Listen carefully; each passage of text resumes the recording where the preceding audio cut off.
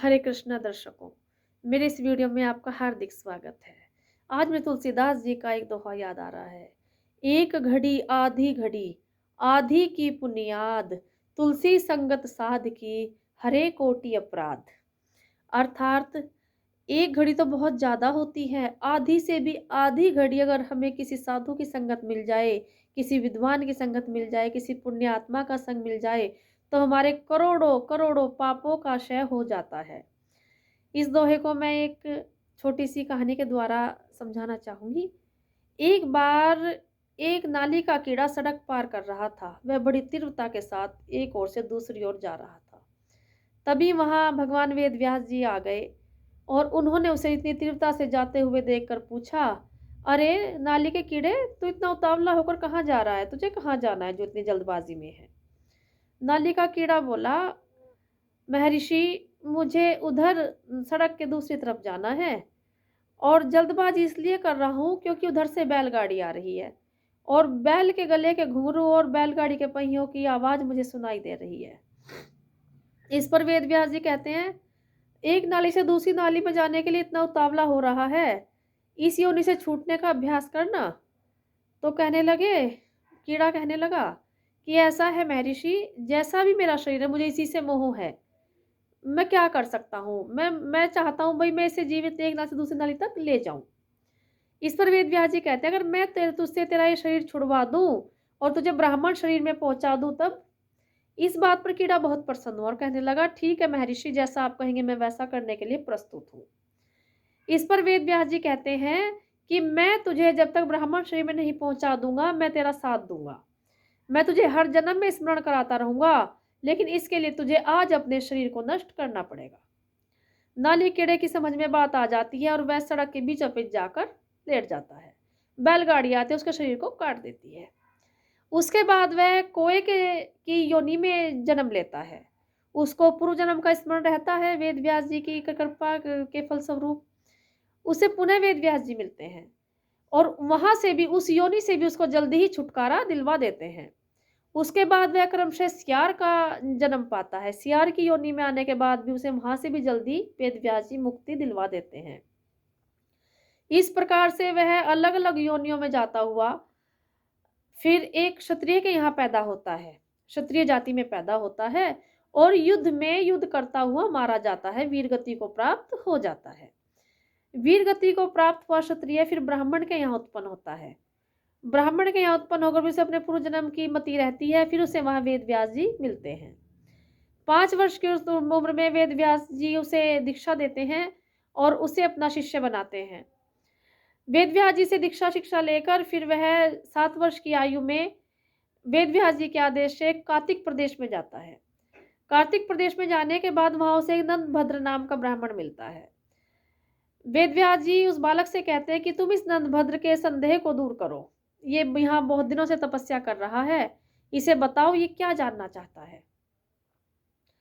नंदभद्र ने जब उस बालक को देखा, 7 वर्षीय तपस्वी बालक को देखा, तो उसने उठकर प्रणाम किया और कहने लगा कि हो सकता है मेरे कई वर्षों की तपस्या का परिणाम स्वरूप मुझे 7 वर्षीय तपस्वी के दर्शन हुए हों।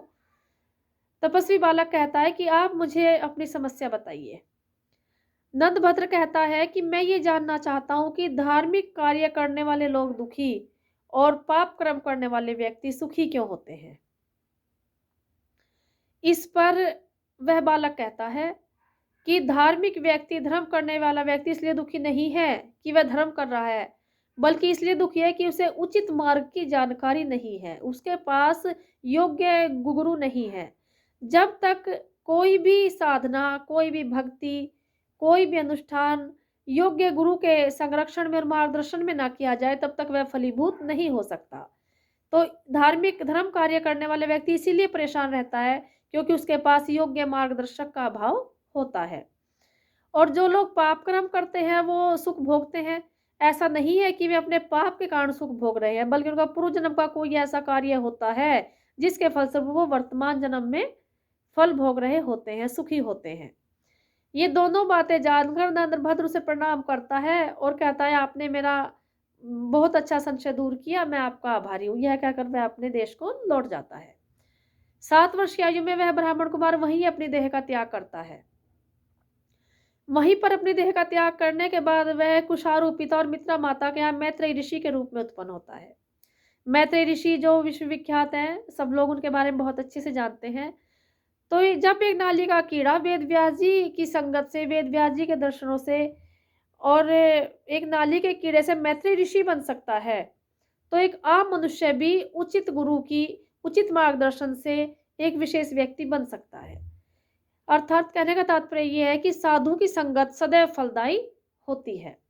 अब प्रश्न उठता है कि जब साधु की संगत इतनी प्रभावशाली होती है, तो उन्होंने नाली कीड़े को सीधे मैत्रेय ऋषि क्यों नहीं बना दिया? इसका उत्तर भी मैं देना चाहूँगी। अगर एक 5 वर्ष के बालक को जो केजी, एलकेजी में पढ़ता है और हम उसे सीधे एमए की क्लास में बिठा दें, पीजी के लिए एग्ज़ामिनेशन में कि तुम यहाँ बैठो एग्ज़ाम दो, वहाँ बिठा दें, तो क्या वो उस एग्ज़ाम को पास कर पाएगा? नहीं। व्यक्ति को योग्यता अर्जित करनी पड़ती है। बिना योग्यता के कुछ भी प्राप्त नहीं होता। इसीलिए वेद व्यास जी ने पहले उस कीड़े को नाली के कीड़े की योनि से छुटकारा दिलाया, फिर कोय, सियार आदि अक्षत्रिय की योनि से उसको छुटकारा दिलाया, फिर उसे ब्राह्मण का शरीर दिया और धीरे-धीरे उसके कल्मश दूर होते गए, वह ज्ञान अर्जित करता गया और अंततः भगवान वेद व्यास की कृपा से वह मैत्रेय ऋषि के रूप में प्रसिद्ध हुआ। कई जन्मों तक उसने अपने कर्म काटे, कर्म भी काटे, स्वयं का संशोधन किया, शिक्षा भी अर्जित की। इसी प्रकार से कोई भी कार्य हो, वह ईश्वर की प्राप्ति हो, कोई भी साधना हो, उसमें समय लगता है। योग्यता बढ़ाने के लिए समय देना पड़ता है। धीरे-धीरे, शनैः-शनैः जब हम इस योग्य हो जाते हैं, तब ईश्वर की भी कृपा होती है और हमारे गुरु की भी कृपा हम पर बरसने लगती है। कहने का तात्पर्य ये है कि हमें हमें हमेशा साधुओं की संगत में रहना चाहिए। साधु अर्थात सज्जनों की संगत में रहना चाहिए और सीखते रहना चाहिए, ताकि हम अपने जीवन को सार्थक और सफल कर सकें। हरे कृष्ण।